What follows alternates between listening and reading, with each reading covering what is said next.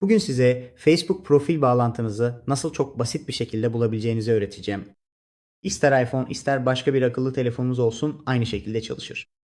Facebook profiliniz örneğin web sitenizde, sosyal medyada veya bir WhatsApp grubunda ve benzeri paylaşmak istiyorsanız URL yani bağlantıya ihtiyacınız vardır. Onu nasıl alabilirsiniz? Çok basit. Facebook uygulamasına gideceğiz ve Facebook'a girdiğimizde sağ alttaki profile gideceğiz. Ardından profil adımıza ve şimdi de profili düzenlenin hemen sağında görünen 3 noktaya tıklayacağız. Tamam. Yapacağım şey en aşağıya inmek olacak ve gördüğünüz gibi profil bağlantımızın burada olduğu zaten görünüyor. Tek yapmamız gereken bağlantıyı kopyalaya tıklamak. Devama tıklıyorsunuz ve gördüğünüz gibi panoya kopyalandığını söylüyor. Artık Instagram'a, web sitemize ve benzeri gidip yapıştırabiliriz ve işte bu kadar. Bu bağlantıyla herkes Facebook profilinize yönlendirilecek. Görüşürüz. Teşekkürler.